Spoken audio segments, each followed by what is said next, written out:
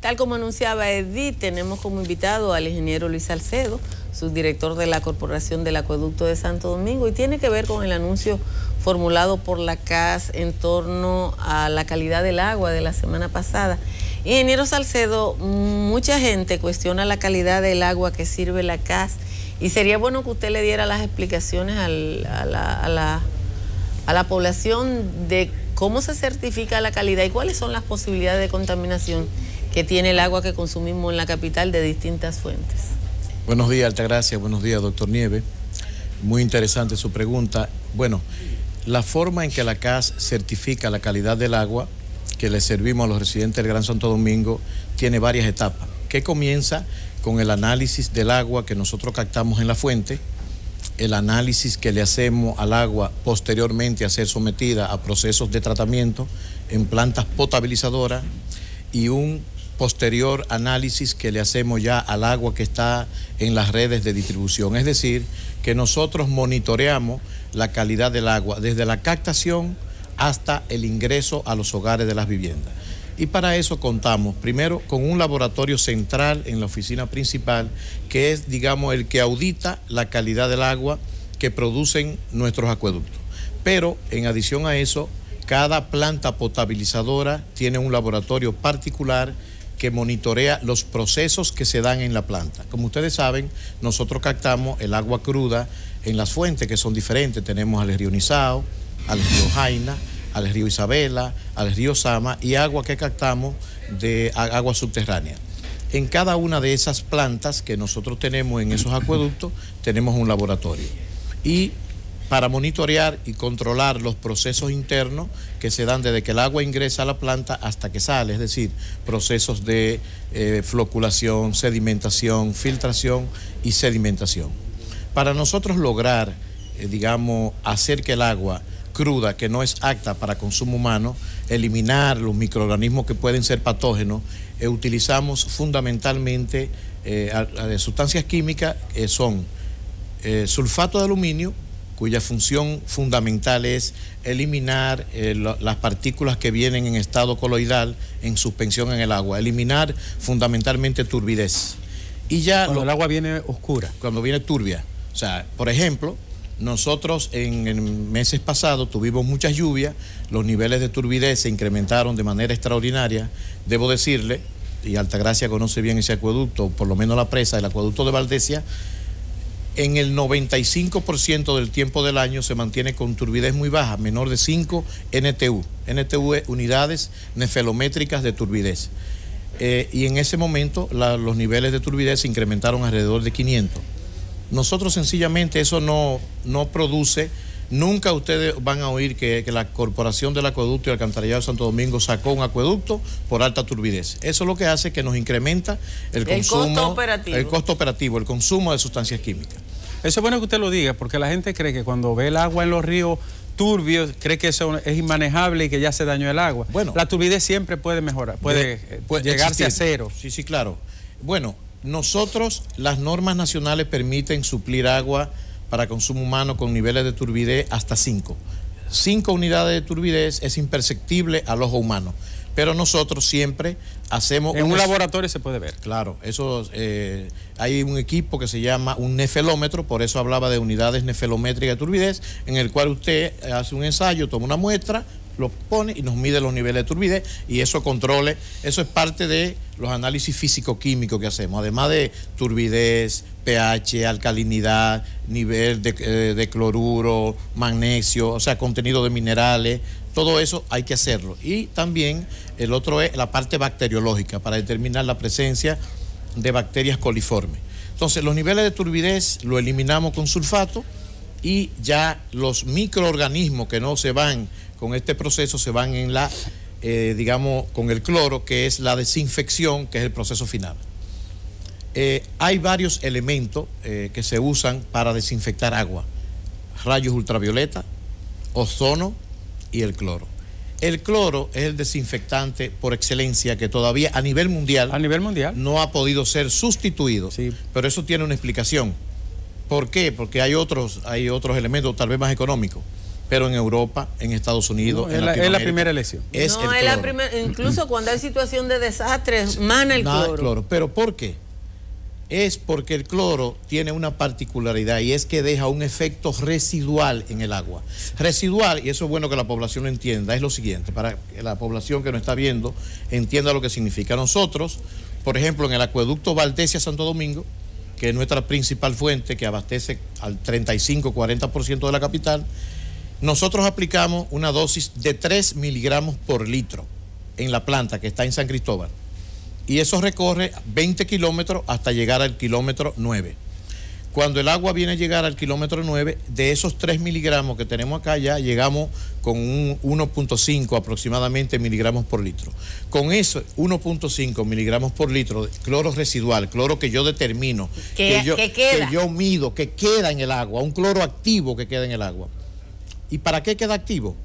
Eso es como, yo le digo, es como los glóbulos blancos del organismo, como un ejército que está en el agua, vigilante, porque si en el proceso de transporte del agua se produjera una contaminación, ese cloro actúa y elimina esa posible contaminación. Todos los acueductos en el mundo entero son susceptibles. El cloro tiene un efecto retardado que es una garantía para seguir eliminando. Es una garantía. De hecho, la Organización Mundial de la Salud, aunque un agua usted la analice y no tenga, puede no tener ningún microorganismo, es recomendable. Si no está clorada, ellos no la consideran agua no segura. Es recomendable echarle su gotita en la proporción que diga, que diga la autoridad. Porque el cloro, eso está normado, el cloro mata la bacteria. Y tiene muy poco efecto en la salud.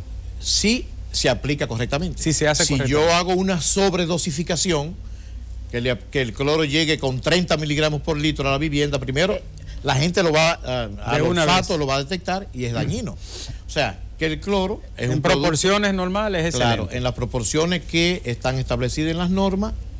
¿Recibe el mismo tratamiento un agua que venga, por ejemplo, eso creo que son 6 metros que ustedes reciben de Valdesia? 6 metros cúbicos por segundo. Reciben 6 metros cúbicos por segundo, recibe el mismo tratamiento el agua de Valdesia que el sistema Isamana o Jaina Mano Guayabo o Los Marenos, o tienen que darle un tratamiento diferente. Es una pregunta excelente, porque es que ella ha zarandeado todo eso. Sí, lo que pasa es que el tratamiento que le damos a determinada agua depende de sus características físico-químicas y microbiológicas.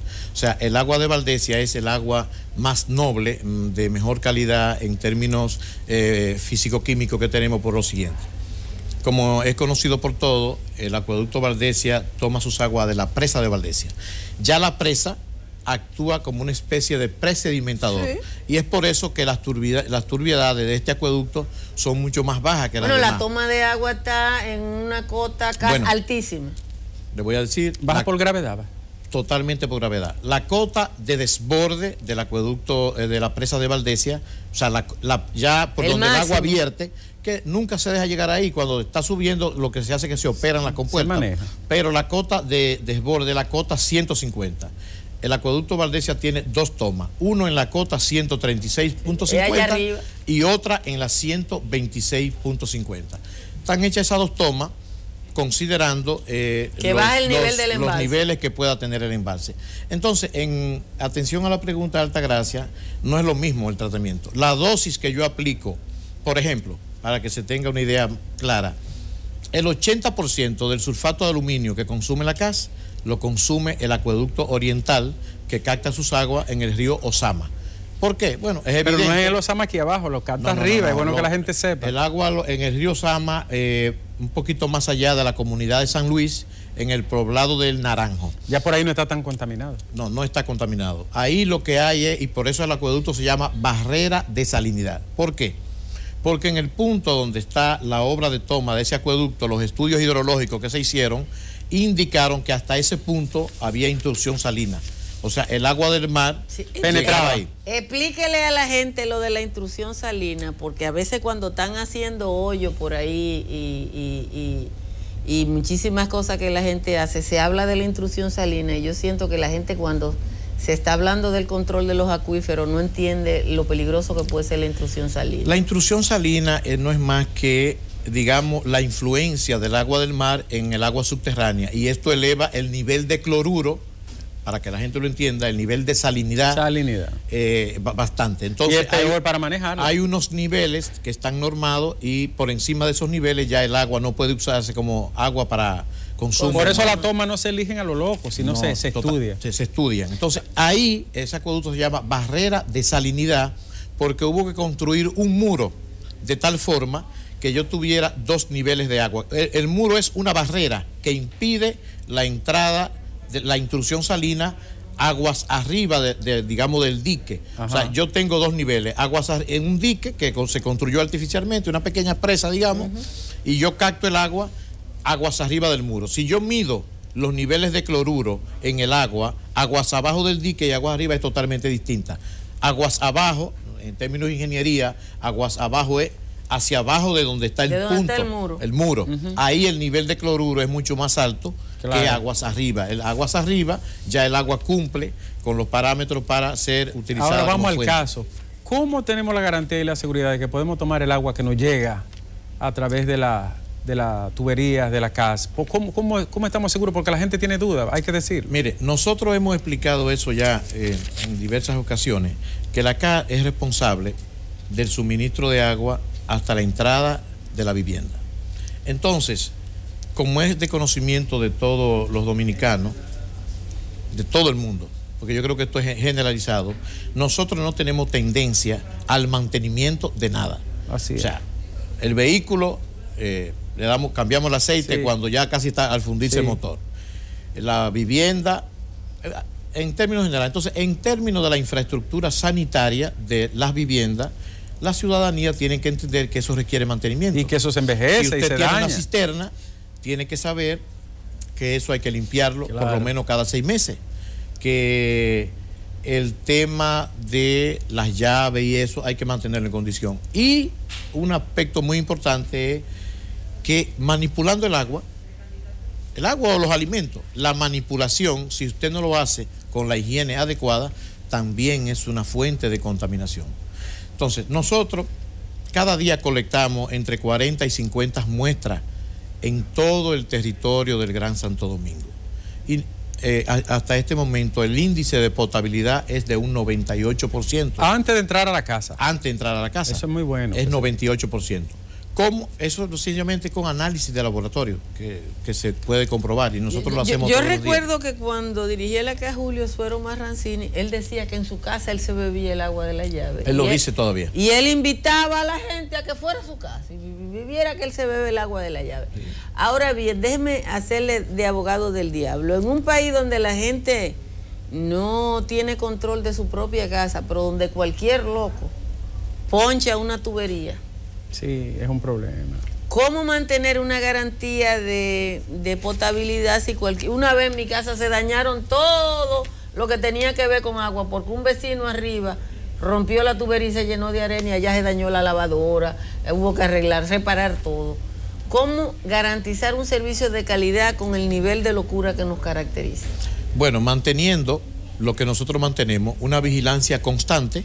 Además, aparte de nosotros, el ministerio, aunque yo lo puedo decir porque ya nosotros eso lo hablamos, Salud Pública, que es, digamos, el ente rector hasta este momento de lo que tiene, porque el agua está vinculada directamente con la salud. El Ministerio de Salud Pública mantiene una vigilancia constante y déjeme decirle que cada vez que se ha originado algún brote de dengue, cólera, lo primero que Salud Pública busca es analizar el agua, obviamente. Claro. Y hasta en el último trimestre de este año, Salud Pública, la entrada de todos los hospitales ha mantenido un monitoreo constante y hasta este momento no ha tenido ninguna muestra positiva. Que eso nos lo confirmaron ellos recientemente porque mantenemos una comunicación constante. Entonces, el cloro residual también es una garantía, por eso es el tema del cloro residual, porque el cloro residual precisamente por eso, para garantizar que si en el proceso de distribución del agua se genera algún nivel de contaminación, tener ese cloro activo ahí para que me combata cualquier nivel de contaminación. Vamos a hacerle un par de preguntas de las que están haciendo los televidentes, ¿verdad? Tú sabes que sería bueno, eso que usted acaba de decir tiene mucho valor, porque ahora mismo el el botellón de agua está casi a 75 pesos. Y entonces, si usted puede disminuirle el costo a la gente y ponerle agua de buena calidad, pues se ahorra un dineral, Altagracia. Claro. Sí, por aquí hay varias preguntas. Dice un ciudadano que qué tan segura es el agua subterránea. Ese es un problema en la capital. No, déjeme decirle, cuando se tienen los controles, digamos, técnicos de la construcción, el agua subterránea, en términos bacteriológicos, es más segura que el agua superficial, es menos expuesta. Por ejemplo, ¿por qué?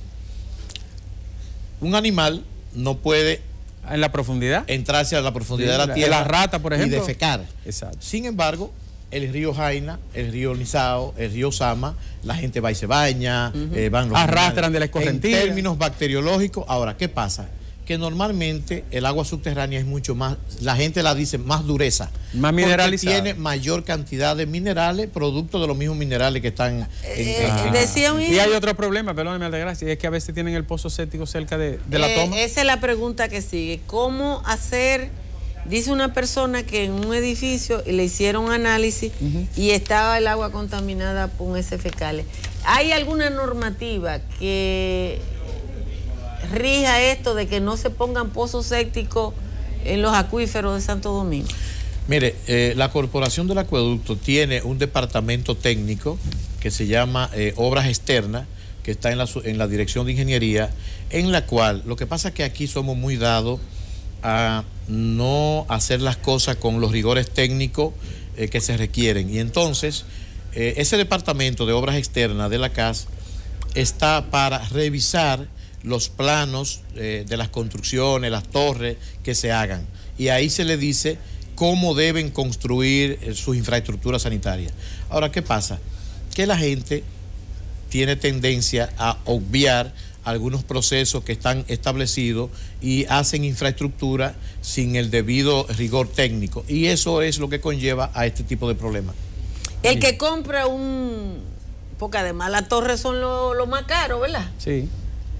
¿Qué garantía cuando alguien está comprando un apartamento de esto de lujo y le dicen que tiene agua de pozo? ¿Qué garantía? ¿Cómo el ciudadano establece la garantía del servicio?